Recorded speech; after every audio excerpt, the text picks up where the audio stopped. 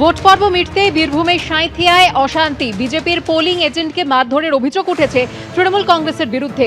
তাদেরও এক কর্মীকে মারধর করা হয়েছে, পাল্টাই অভিযোগ তুলেছে তৃণমূল কংগ্রেস।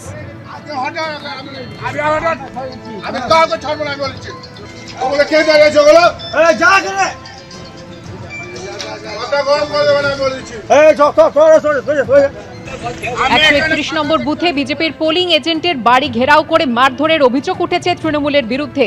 ঘটনার খবর পেয়ে এলাকায় সাঁইথিয়া থানার পুলিশ। আহত পোলিং এজেন্টকে চিকিৎসার জন্য হাসপাতালে পাঠানো হয়েছে। গতকাল ছিল প্রথম দফা নির্বাচন, আর তা মিটতেই অশান্তি শুরু হয়েছে বীরভূমের সাঁইথিয়াতে। বিজেপির পোলিং এজেন্টকে মারধরের অভিযোগ উঠেছে তৃণমূল কংগ্রেসের বিরুদ্ধে। 131 নম্বর বুথ, সেই বুথেরই বিজেপির পোলিং এজেন্টের বাড়ি ঘেরাও করে মারধরের অভিযোগ উঠেছে শাসক দলের বিরুদ্ধে। তাদের এক কর্মীকেও মারধর করা হয়েছে, পাল্টা অভিযোগ তৃণমূল কংগ্রেসের।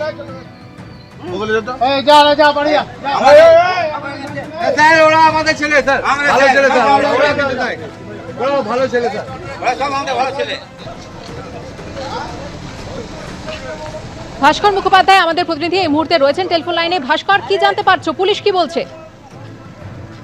দেখো, ঘটনাটা হচ্ছে গতকাল রাতে ভোট মিটতেই এই যে ভোট পরবর্তী হিংসা, সেই হিংসা শুরু হয়ে গেছে।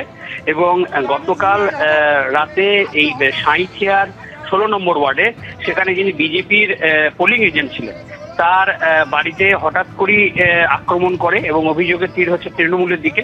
এবং বক্তব্য হচ্ছে এটাই যে তিনি 131 নম্বর বুথের পোলিং এজেন্ট ছিলেন, তার বাড়ি ঘেরাও করা হয়, ঘেরাও করে তাকে টেনে বার করা হয়, বার করে মারধর করা হয়। এবং এই খবর পেয়ে সাঁইথিয়া থানা পুলিশ যায় এবং তাকে আহত অবস্থায় উদ্ধার করে তারপর সাঁইথিয়া স্টেট জেনারেল হাসপাতাল, সেখানে ভর্তি করা হয়েছে। এবং এ বিষয়ে বিজেপির অভিযোগ হচ্ছে, দেখুন, গতকাল যেভাবে তৃণমূল চেয়েছিল ভোট করতে, সে ভোট করতে পারেনি। তারপরে পোলিং এজেন্টদেরকে মারধর করা হচ্ছে এবং এটা একদম শহরের বুকে হয়েছে এই ঘটনা। এবং পুলিশের নিষ্ক্রিয়তা নিয়েও প্রশ্ন উঠছে এখানে, সাঁইথিয়া পুলিশের নিষ্ক্রিয়তা। অন্যদিকে তৃণমূলের অভিযোগ হচ্ছে যে অভিযোগ সম্পূর্ণ মিথ্যা, পাড়াগত কোনো অশান্তি ছিল, সেই কারণেই এই পোলিং এজেন্ট মার খেয়েছে। ধন্যবাদ ভাস্কর।